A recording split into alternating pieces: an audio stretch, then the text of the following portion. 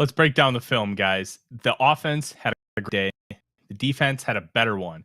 But the real interesting caveats about the film are in the trenches. Luke and I are going to talk about it here on X's and SKOLs. X's and SKOLs with Tyler Forness and Luke Braun. Dissecting the All-22 for your Minnesota Vikings. Welcome, ladies and gentlemen, to another episode of X's and SKOLs. I am Tyler Forness. With me, as always, is the host of Locked On Vikings. He's Luke Braun. Luke, are you ready to get down and dirty? Always. Oh, I'm excited. There's a lot of really good stuff to talk about here. Where do you want to start with this? Because there's a lot of fun stuff. Maybe let's start here. What was your biggest takeaway from the trenches in this game? So the thing that I kind of focused in on was the Darrisaw Hendrickson matchup and how well Darrisaw did in that. Mm-hmm. Darrisaw getting back is probably the most important thing.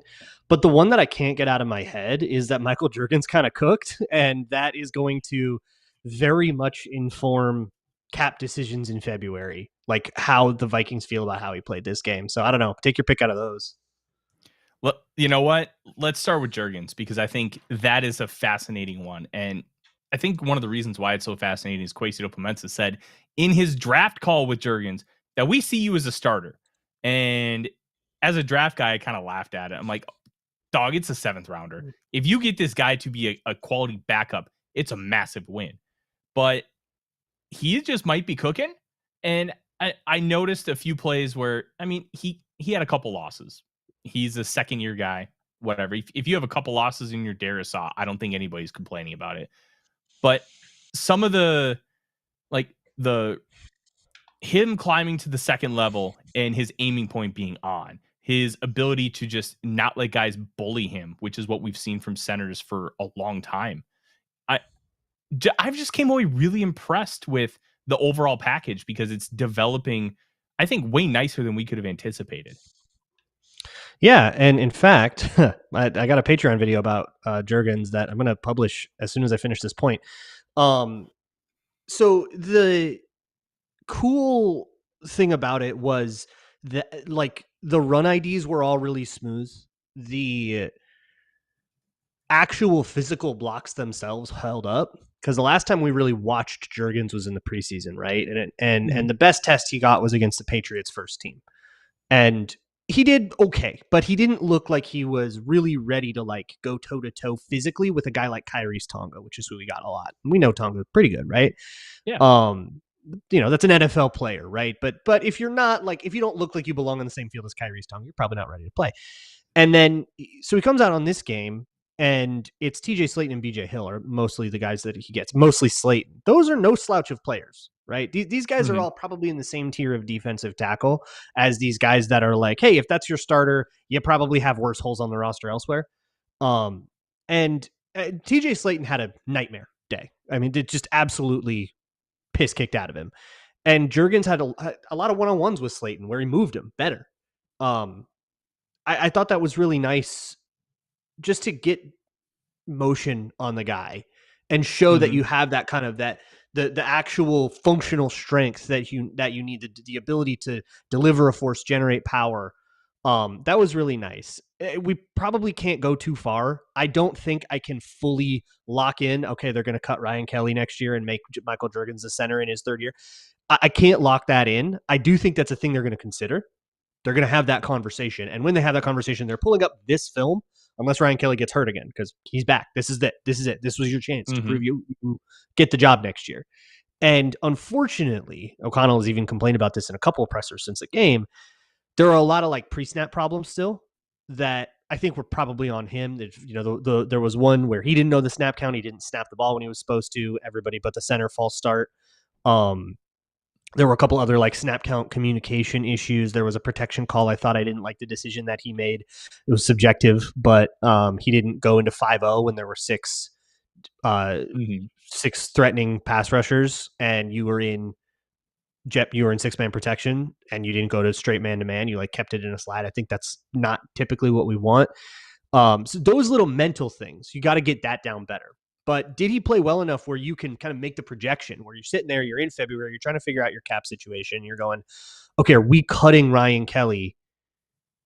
If this guy can figure out the snap counts, the answer is yes, and they're going to know that better than we do. It was certainly not good enough in this game for us to make that call. But by the whole other year of practice and then an off season and then a camp and stuff, can we project that he's going to be better at it? That becomes a more interesting question. And if we don't see any more Michael Jurgens, this is it. I do think he did enough to make it interesting to talk about.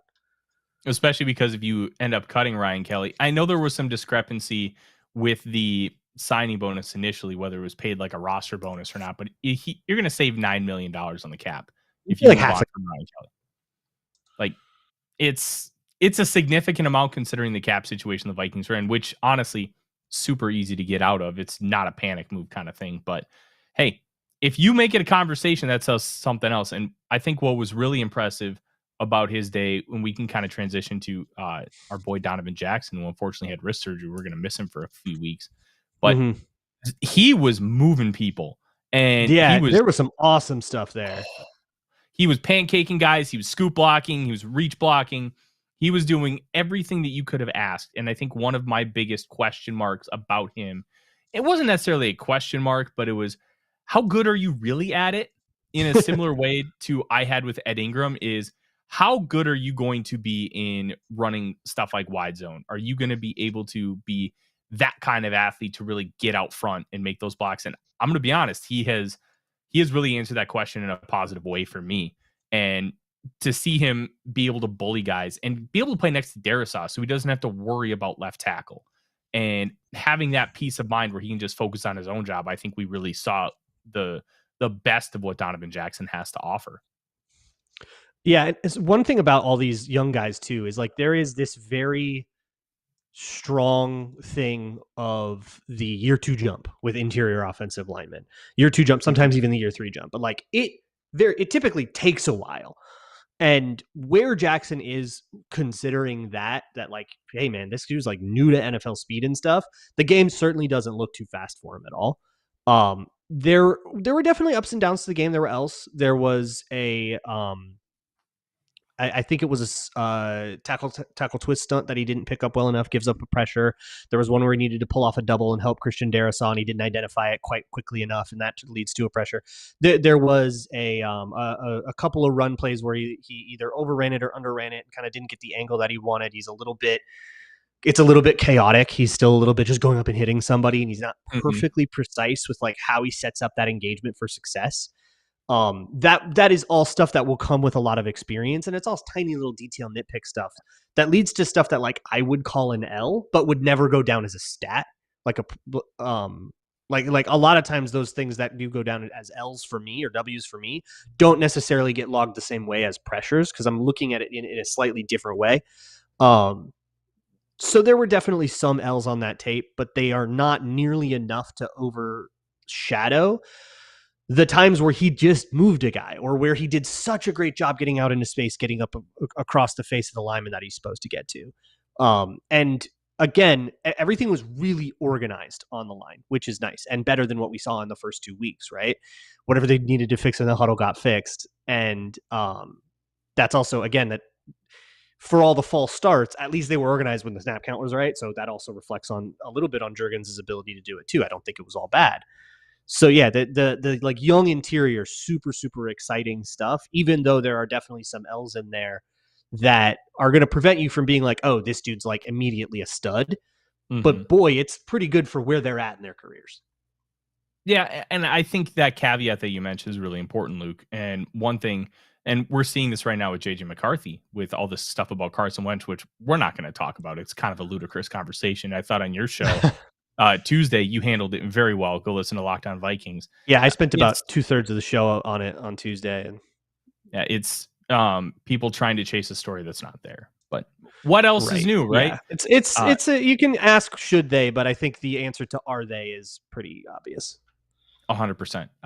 But I think kind of the up and down nature of what a rookie or a young player just in general is going to be is really important, because he did have a little bit of a rougher game against the Falcons, and he came out and looked really, really good against the Bengals. But that doesn't mean that when he comes back and he has to face the likes of Jalen Carter and Jordan Davis in week 7, which is the presumed That's gonna be return tough. timeline, it's going to be really tough. And if he gets his ass absolutely whooped, I don't think anybody should panic because those guys are just really, really impressive defensive linemen.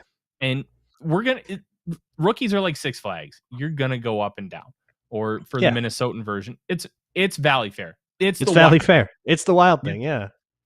And I think having that caveat is really important. But to me, the one thing that was really nice to see out of this offensive line, and it was something that, we got a little bit with Ed Ingram. We really didn't get it with any of the other interior guys. The ability to be nasty and drive somebody into the ground, do it relatively consistently when you want to get it done. I thought that and being able to see that from Jackson was really important because guys, there's like a level of physicality on the offensive line that you need to have, a level of strength profile, and we just haven't had it. So to see it and to also be able to see him do all the athletic stuff that you need to do in this kind of run scheme, I thought was great. Obviously, you need to have that from a first round guard, but the fact that he's already doing it at this kind of level, even if it's not fully consistent, I think everybody should just be thrilled with where we're at. Yeah, it's nice. I think if it's year 2 and nothing has changed, then you start to be a little disappointed. Yes. But we're ahead of the curve right now. Mm-hmm. And I think it's also fair to mention that he did spend the last half of his final college season playing left tackle, which he is not a left tackle. And the fact that he was able to do that is really good, but I still wouldn't put him out there. I'm glad that they're moving Brandel out there first. I'd rather put Rouse out there. I don't want to move. We do too much of this, man. We do too much of this moving guys around. Can I complain real quick? That Blake Brandel looks great as a left tackle. Why'd we do this school thing? We could have just put Brandel out there for 2 weeks. Why'd we do this school thing? We could have this would have been way better. What are we doing, man? Yeah. We're moving him into guard, drafted him as a tackle. Why don't you just leave a dude at tackle and draft a guard next time? Oh my God, can we stop moving guys all over the offensive line and starting horrible players just so that we can move a guy that was there in the first place? You're not even putting your best 5 out there. Holy moly. I know. I'm not even going to argue the fact that, like, hey, moving Brandel inside the guard I think is fine, but not willing to kick him back out, I think you're 100% spot on. He was a left tackle coming out of Oregon State, and his only real flaw was he couldn't handle speed. And he could not kick that fast enough to be able to get out front. But once he engaged with you, he was just fine. They gave Hendrickson a few chips and everything was okay. Like the unwillingness to be willing to move him back out to a position he's comfortable with, to me, is the mind-boggling one. Because moving him inside is a whole nother conversation. But he's a natural tackle. Like, School got his ass absolutely destroyed, and you did nothing to help him. You went 2 games of just absolutely holding the team hostage with your left tackle, and you had a better option sitting on the bench. It's pretty rough. It's pretty rough. At what point, Luke, because I think this plays into this whole conversation, do we need to have a Chris Cooper conversation about are they doing right by all these offensive linemen? This predates Cooper. This goes back to Brandon Fusco and Mike Remmers, man. Like, this has been going on for a while. I think it's just a little bit too much willingness throughout coaching staffs. I think all these coaching staffs have all agreed with each other, and they've all been punished for it a whole bunch. And then you get a new staff in, and they have to relearn the lesson. But I think so. My deal with Cooper is there are a couple of philosophical things that, like, he teaches pass pro in a style that is not the one that I prefer. But that's very super debatable. This is the kind of thing, like, it's whether you block on the angle or whether you want to stay square with your hips or how you want to set up in certain pass sets and stuff. These tiny little details that are so granular that you get genuine disagreement between legends of the game that would argue with each other over it. And I just fall on a different side of that fence than him. But I do think that, like, Cam Robinson and Ed Ingram last year took a lot of L's because of that, because they were on the angle instead of square. And I think the, like, position switching thing, to be honest, get rid of Cooper and bring in another O-line coach. They're going to do the same thing. It's something the NFL just for some reason will refuse to learn the lesson about these guys at O-line, and they think these guys are super interchangeable. When it's different, you take a hit when you move a guy like that. And, they value versatility in O-line so much. But, I mean, if you're the jack of all trades and the master of none, anybody can be crummy at a whole bunch of positions. You become Dakota Dozier or Jeremiah Searles. You're not actually useful to me, So, I'm curious from that philosophical perspective, how much of that comes from the college game where like Evan Neal played left guard, right tackle, and left tackle his 3 seasons at Alabama. Paris Johnson Jr. played right guard, right tackle, and left tackle in his 3 seasons. Donovan Jackson kicked out. Like, it feels like, especially Ohio State does this a lot. They just put their 5 best dudes and figure it out. And I'm wondering if that kind of philosophy has really started to leak into the pro game, or if that philosophy has always been there, but we just see it less up at the highest level of football. Maybe, you see somebody take one game over there. I mean, sometimes it's necessity and guys get hurt or whatever, but it's just something that I'm kind of always going to disagree with. And that's something that I've been that I've been vocally critical of basically every time it happens. And then people are like, trust the coaches. They know what they're doing. And then 2 games later, you're like, why'd they move that guy? I'm like, maybe you should it's just something I'm always going to disagree with. Hey, we can trust the coaches, but at the end of the day, if we think they're wrong, we think they're wrong, and we're going to be honest. I can disagree about it and point to about a million reasons why I'm vindicated about that. Well, let's speak of something we're not going to disagree with, and the fact that Christian Darrisaw had a really, really good game, and he held Trey Hendrickson essentially scoreless on the outside, which I think he only played 38 snaps, but it was 38 snaps of pretty much dominance. Outside of just the normal Christian Darrisaw rules kind of stuff, was there anything that you noticed about what Darrisaw was bringing to the table that stood out to you? So the matchup between Kubler throws Searles under the bus because he's podcast competition. I like the online podcast he does with Boone. That podcast rules. I would never disparage it. Searles is a great dude. We're talking about on field only. I'm talking about him as like a swing 7th O-line during the years when we were like, I mean, we're talking about the 2018 Vikings O-line. Okay, we don't need to be nice. But the interesting thing was the way that Darrisaw and Hendrickson kind of went toe to toe. Hendrickson caught Darrisaw a lot. I think that's just the way that they play. I think they always play him just on that side. He catches the left tackle. I actually asked Christopher Carter on the crossover for Crossover Thursday. It'll be up tomorrow, about the same thing with Watt, and it's the other way. So TJ Watt's probably going to be on Brian O'Neill most of the game. Yeah. Some guys just play sides like that. And so that meant you get this like this matchup of titans, right? You get like one of the most productive D linemen in the whole league up against one of the most productive O linemen in the whole league. And one of the things that makes Darrisaw really cool is kind of his fastball is his jump set. He will jump set in contexts where it is not typically appropriate to jump set, like in just regular man-to-man pass pro. You don't typically want to be jump setting that. For those of you who don't know what a jump set is, that is when instead of setting up, building a house, settling with your feet, you actually take a little skip step toward the defender, bring the fight to him. And what that can do is essentially close all of the space that the defender is going to use to set up a pass rush move. They're trying to do some like Euro step, some club rip. They usually want to take a step with a head fake, use that space to kind of perfect the angle. Well, if you take that space away, they now basically can't set up with their plan. And you can get a bunch of wins that way. The problem is it's very dangerous. You don't have any space either. So if that lineman does something you don't expect, he could get past you and you have no space to make up ground. You can't back up. You have no seatbelts. We die like men, right? Very Brian Flores. So Darrisaw jump sets constantly. He's a psycho about it. And usually you'll only see linemen. There's a great article from Jeff Schwartz from years and years ago about the jump set. And you'll see linemen do this on quick game. Because if you lose on quick game in a jump set, well, that ball's going to be out so quickly that all you have to do is make them go around you. And if you jump set into them, the path gets disrupted enough where it'll work most of the time. And if it's just slants, you can lose on a jump set. It's totally fine. You can take that risk freely. Unlike a 5-step drop jump setting, you better be confident. So you got one of the best pass rushers across from you, and Darrisaw is still jump setting that guy on 5-step drops. That's crazy. Yeah. That is such a risky way to live. That is throwing verticals on 4th and 2. Kind of crazy. Especially the fact that he's coming off a knee injury. Like that makes it even crazier. he's like probably not 100%, right? But this is the way Darrisaw has always played, and it's worked for years and years and years because he's just so gosh darn good at it.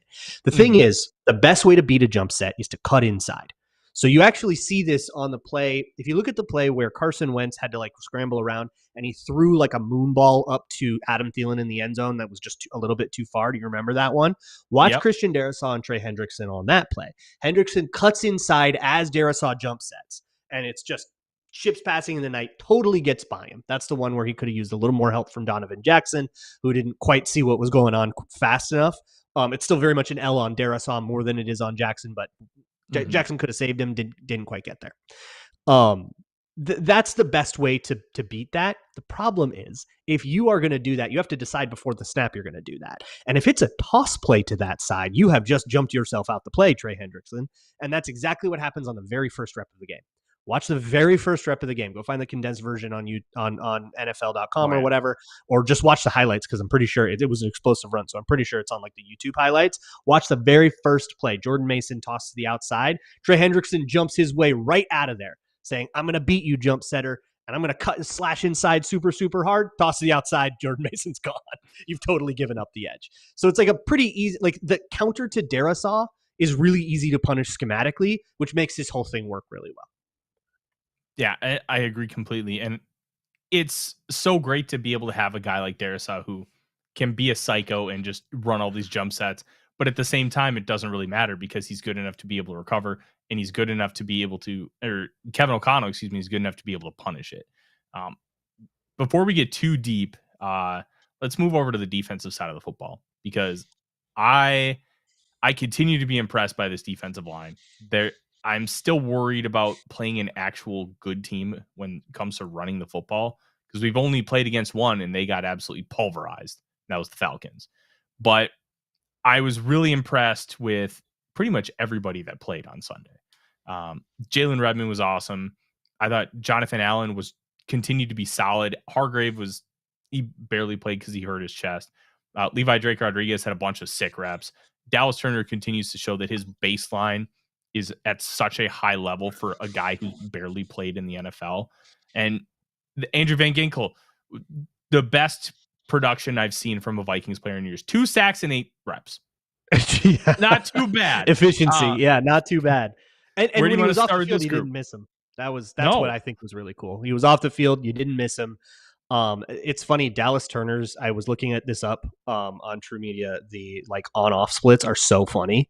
And it's because Isaiah Rodgers did stuff on plays where Van Ginkel happened to be out. But even if you take last week's game out, the Dallas Turner on-off split is like when he's on the field and they're doing that, they can get real creative. I think he's just going to be one of these like unsung cogs in the machine, Joshua Metellus kind of guys that's like, always, it's like almost TJ Hawkinson of the defense, where like something important is always happening with him, even if it's not necessarily where your eye goes in the first place.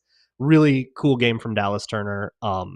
There was, I think, another schematic like idea from the Bengals that I get what they were going for, but it totally didn't work out.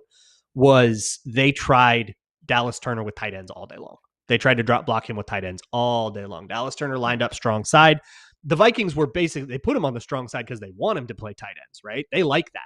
And the Bengals were like, okay, you're going to put that skinny number 15 over there. We're going to put Drew Sample on you and take our chances. And Drew Sample couldn't win a rep. You just couldn't buy a block. And he was just folding the front side of zone, getting penetration, getting pressure through it in 6-man protections. It was just a disaster for the Bengals for them to try to do that, which is pretty cool. Like they thought they had an advantage in Dallas Turner, totally underestimated him.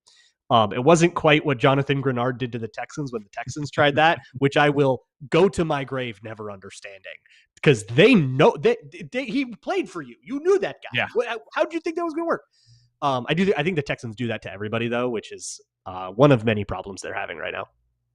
No but joke. Yeah, they essentially walked into that game thinking they were going to be able to victimize 15 all day, and it went real bad.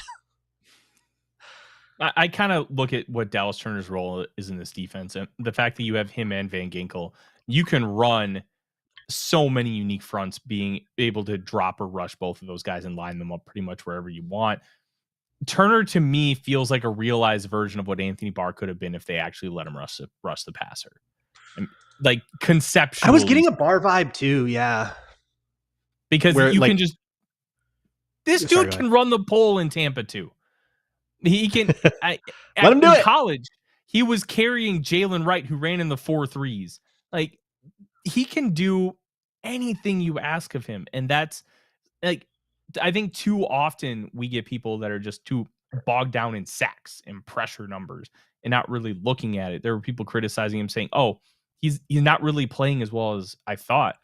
Well, his losses and bad plays are significantly lower and his good plays are significantly higher. There's like a huge baseline jump in what he's providing. And I think to me, that's been such the most impressive thing with Turner because his body has just been reformed this offseason and he's incredibly strong in comparison to what he was last year. He's holding up at the point of attack. He's not getting washed out by tight ends and he's holding up against tackles. That he was just getting blown to smithereens by some of those guys last year. And the off the ball stuff, he feels a lot more comfortable with his drops, getting to the right landmarks, especially in those hook zones. I really love where he's at. And if he's not getting the sacks, it'll come because I think the process has been really good that he's using on a play-by-play basis. And if he only has 4 sacks, who cares? Because when he's on the field, as you mentioned with true media splits, it's incredible to see how he's elevating his game and the team just with his presence. Yeah, I think that hopefully the goal for a show like this is that if you're here, you're 20 minutes into this one, you are able to look beyond that box score, right? To understand that on a play where there is a sack, the value that you got out of everybody culminates in that sack, not just the guy who gets credited with it.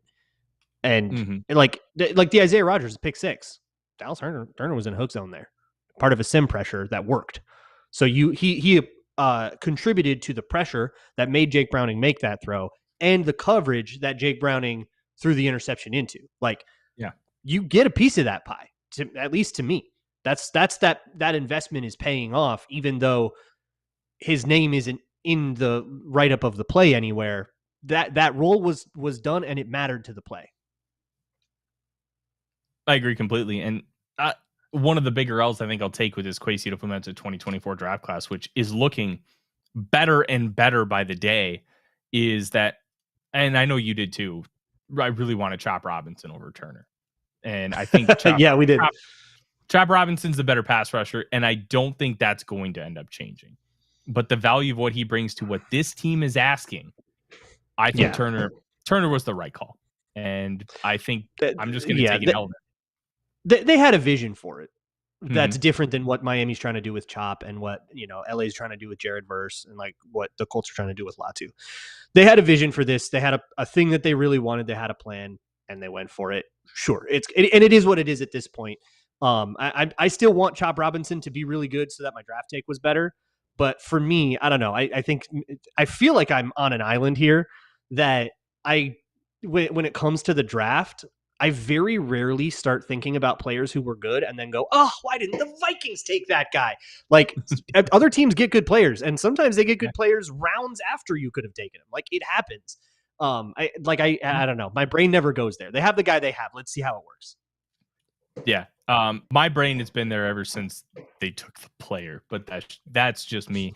I want to talk about the interior guys because Jesus Christ.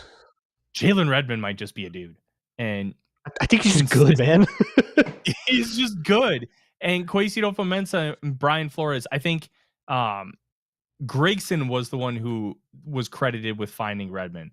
And then they passed the film to Quasi, and then they passed the film to Flores, and then they ended up signing him. And I think it was Forrester who found the initial tweet yesterday. And it's just him wearing an olive green hoodie. The Vikings have signed Jaylen Redmond. They just somebody snapped a picture in the hallway. Yeah.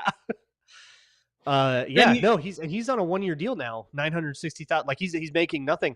I feel like the way that he is playing, tell me if I'm being insane. I feel like we're barreling toward it like a mid-season extension. Like we could see contract news on this guy today. I don't know if they're legally allowed to because this is only his second vested season. Oh, really? I think they have to. Hayes can be extended right now because he was a UDFA, because it's the final year of his rookie deal. Because he's on a 1-year exclusive rights deal, I don't think you can give him a full bore extension. Oh, he's an exclusive rights free agent. Yeah. Okay. Right. he'll be an exclusive rights free agent again, but he'll have 2 vested years. So I think you can give him that extension at that point. But Redmond might want to just be like, hey, give me a few $1,000,000 and let's let it play out one more year and see if you can maybe turn Right. like a $6 million extension into like a $10 to $15 million deal, because the cap's probably going to skyrocket in 28 with the new TV deals that are coming. But he's just doing everything well. And when he's given an opportunity to rush the passer, he's making an impact in a similar but better way to what Jonathan Boulder was doing. He's pushing the pocket forward, and he's getting he's winning one-on-ones. penetration. Yeah. You're winning one-on-ones against guards, which is not like, okay, we love Sands. He's a Bengals guy. And the watching him realize what is happening to the interior O-line of the Bengals, who have had, like, they feel about O-line the way we feel about O-line. Like, I'm sure everybody in the chat, I'm sure you are all very, if I say the name Tom Compton to you, if I say the name TJ Clemmings to you, like, if I start saying these names of Drew Samia and all these guys that struggled, it's you like twitch a little, like they have all of their names too. It has been just as bad. And so when they see just an O-line meltdown like this, it's like just salt in a wound that has been open for 10 years. And that was what was happening to Sands. And man, the guy on the other side of that, like every time, was Jaylen Redmond, just beating like Alex Kappas or whatever. And Levi Drake Rodriguez taking a center to downtown, like, as well. Like kind of a lot. Like Levi Drake, like he was the pressuring player on that pick six. And it required him to win a one-on-one. That sim pressure set him up for a one-on-one. He wins. He gets there. He can't quite chase down Browning, but it's for the better because Browning flips up at an idiot ball, gets tipped, picked off 6 points. Oh yeah, Willie Beavers Bulldog. That's the name I was trying to come up with. So yeah, those two guys in particular to me. I actually had a hot take on Town Hall Tuesday on Locked On Vikings that those two are better than Allen and Hargrave. That's a lot. But Hargrave being injured right now, I am like 0 on the sweat scale about it. Like, okay, well, then I guess it's more Levi Drake. Okay, that's fine by me. That dude's balling. I wrote an article last year about how it was a really ballsy move for the 3 backup defensive linemen to all be rookies or first-year guys, because Redmond was a UDFA in the 23 class. He didn't end up playing for the Panthers. He didn't make the team, right? Yeah. His first NFL action was with the Vikings, so technically he's a first-year guy. Well, that's paying off in a huge way. Taimani is still able to come off the practice squad, but you have Levi Drake and Redmond coming off the bench and playing significant roles for this team. And they're playing so well that if you had to make a cost-cutting move, maybe Hargrave goes bye-bye, and you just let those two get a significant increase in playing time. Like, there's a real chance that you could do that. That contract kind of felt like it was meant to be a 1-year deal with a provisional second year if nobody stepped up. But that seems to be like what the cap plan was. I know this isn't a cap show, but like going into their big like $55 million deficit in 2026, it did kind of look like, okay, we'll see what young guys step up and we'll cut those veterans because all of those contracts are cuttable, restructurable, do whatever with them. Yeah. But like, I feel like I can't go this crazy with Redmond, right? Like all he does is win one-on-ones against guards. Like he's playing like Zadarius Smith out there, where it's just, oh, get him on the inside, get him one-on-one, and you're just gonna get pressure. Like, I don't know if you've seen the chart going around that's like all the pass rush win stats and stuff, where he's like next to Jeffrey Simmons at the top right of the chart. You're like, wait, it's crazy. What? It's I mean, it's an insane level of production no matter how you slice it. I don't really like those stats, but like, man, sometimes it's obvious enough where your stat can be jersey number and it's probably right. And like, so like what we project forward for Jaylen Redmond, I don't know. This doesn't feel like when Patrick Jones got a few cleanup sacks last year and we're going, whoa, what's this about? It's like, well, that was clearly, other factors. No, Jaylen Redmond's just winning reps over and over and over and over and over again. That's the kind of thing that sustains. Yeah, it is the kind of thing that sustains. I'm so curious to see what they do with this group moving forward. I want to talk. We had the conversation last week about the secondary and how it was kind of like their success or lack thereof was kind of gilded in the fact that the pressure is making so much of an impact. Do you feel a little bit more comfortable about where the secondary is after this performance? some of the stuff from Isaiah Rodgers is not sustainable, but the fact that he got a No. PBU against T. Higgins in the end zone, that feels a little bit more sustainable.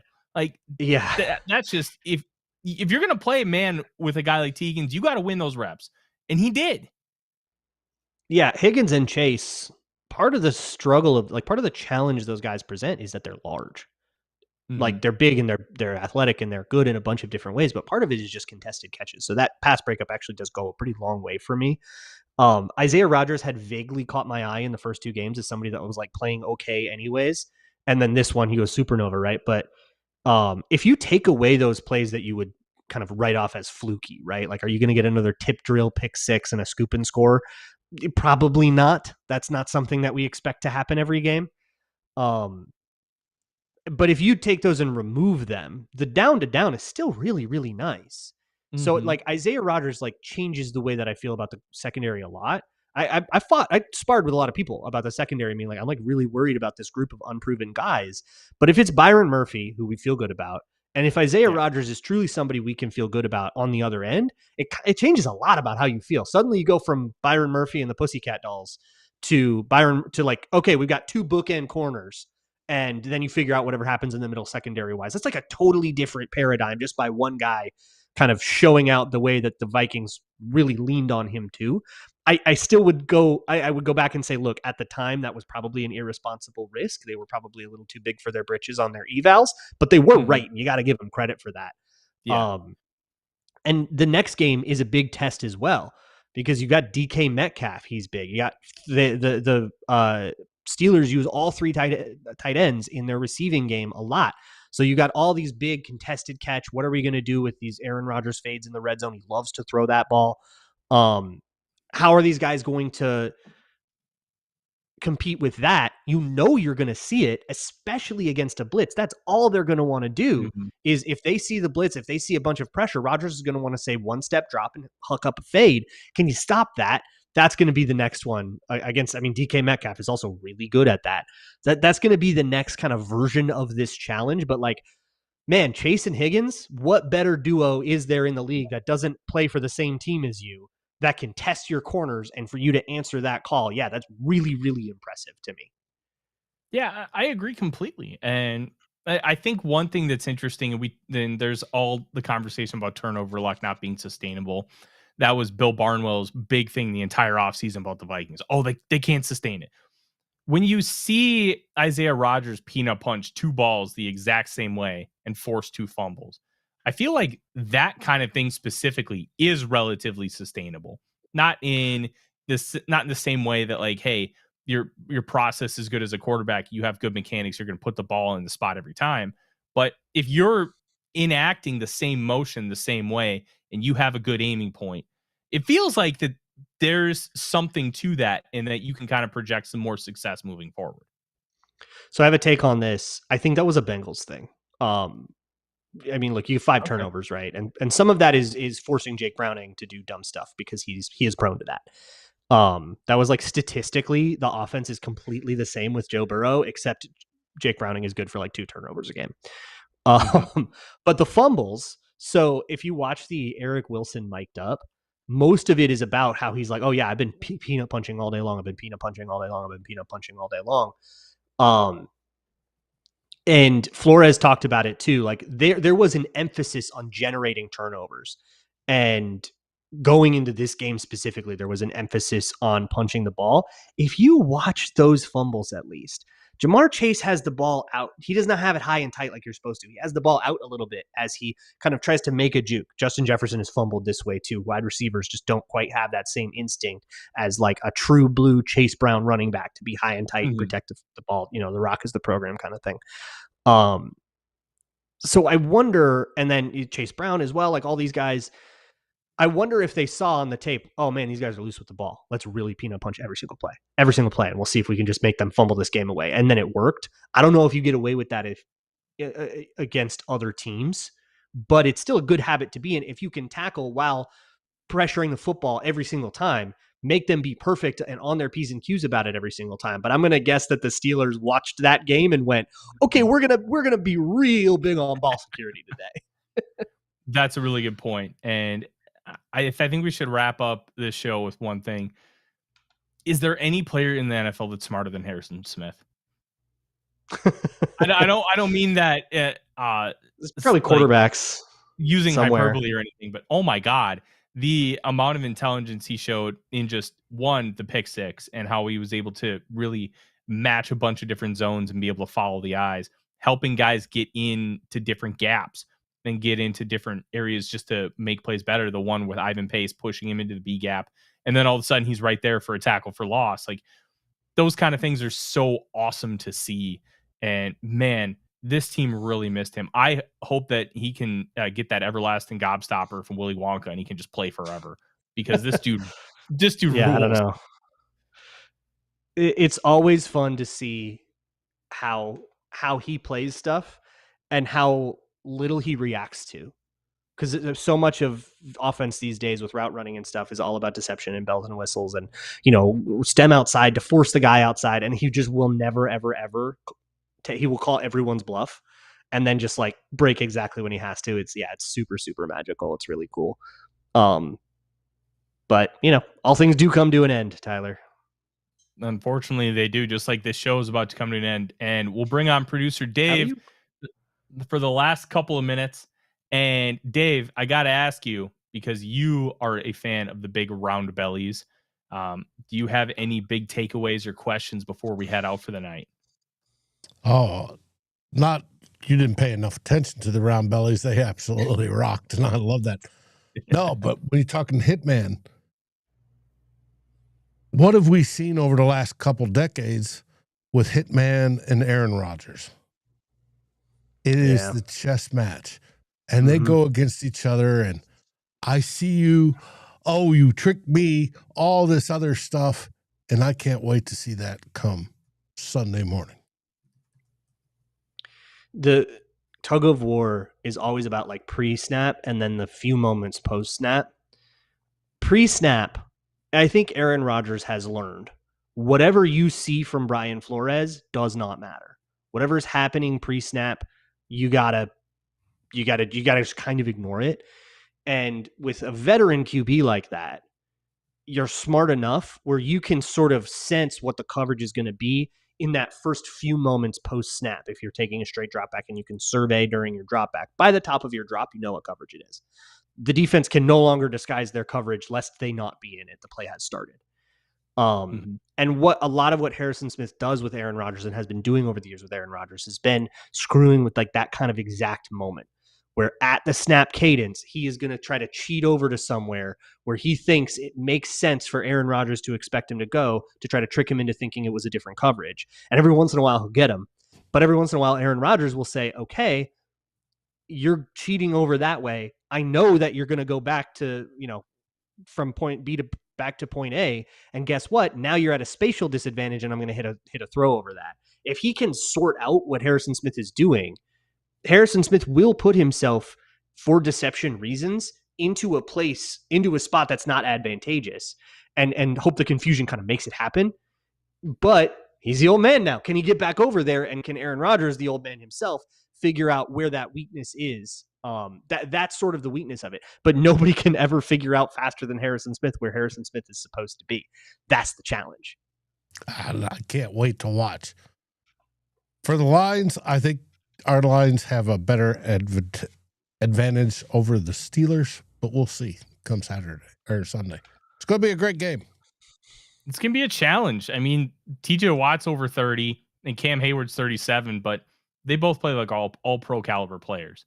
So there are going to be some real challenges for that offensive line, and I'm with you. I can't wait to see it. And oh boy, I cannot wait to wake up for an 8:30 a.m. game, which is only worse if you're Luke and have to wake up at 6:30. Oh no, it'll be 2 p.m. for me, baby. I'm gonna be there. Oh, that's right. I forgot Cool. You're going. When do you fly out? Friday morning we fly out and we get there. It'll be Saturday in Ireland by the time we get there.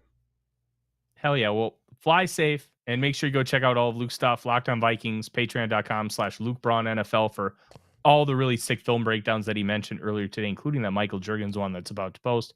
We will be back. It posted. Oh, perfect. Got it out there while you were talking.